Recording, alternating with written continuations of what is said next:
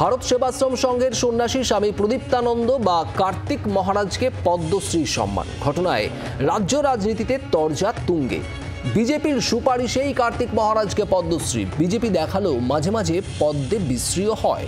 একটি বিষয়ে বাকিদের বৈশিষ্ট্যে জল ঢেলে দিল কটাক্ষ তৃণমূল রাজ্য সাধারণ সম্পাদক কুণাল ঘোষের। এদিকে কার্তিক মহারাজের পাশে শুভেন্দু অধিকারী। মুর্শিদাবাদে মানুষের জন্য বিনামূল্যে হাসপাতাল করেছেন, নীরবে শিক্ষা ও সেবার কাজ করেছেন কার্তিক মহারাজ। মুর্শিদাবাদে বলেন বিরোধী দলনেতা। আপনাদের একবারে আগে শোনাবো কুণাল ঘোষ ঠিক কি বলেছেন এই প্রসঙ্গে। একা কার্তিক মহারাজ প্রমাণ করে দিলেন যে পদ্মশ্রীটা বিজেপির সুপারিশ।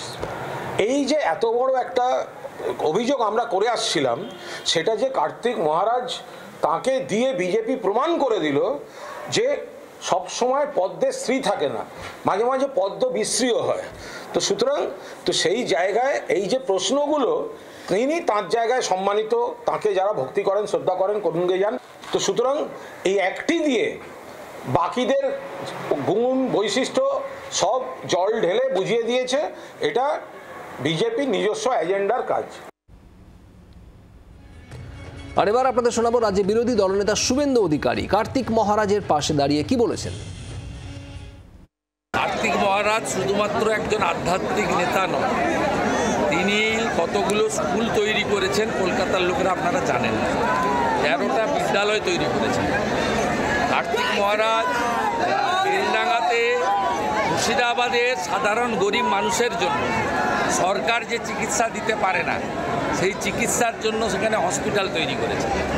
তাই কেবলমাত্র সনাতনী জাগরণ বা গীতা পড়ার জন্য প্রচার শিলিগুড়ি থেকে কলকাতা এটা শুধু করেননি, তিনি শিক্ষা এবং স্বাস্থ্য ধর্ম বর্ণ নির্বিশেষে মানুষের জন্য সেবাদান করার জন্য প্রতিষ্ঠান গড়ে তুলেছেন নীরবে নিভৃতে। আর এবার আপনাদের শোনাবো কংগ্রেস নেতা অধীর চৌধুরী কি বলেছেন এ প্রসঙ্গে।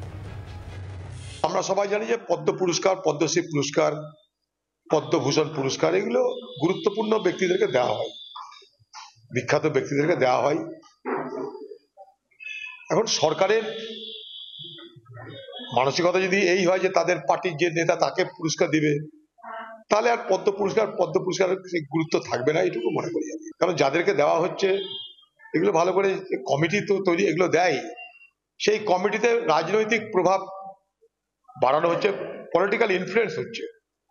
পলিটিক্যাল ইনফ্লুয়েন্স হওয়ার কারণে আজকে পদ্ম পুরস্কারের সেই ঐতিহ্য, সেই গুরুত্ব, সেই মর্যাদা কিন্তু থাকছে না। বাংলার আওয়াজ, বাঙালির আবেগ, জি 24 ঘন্টা।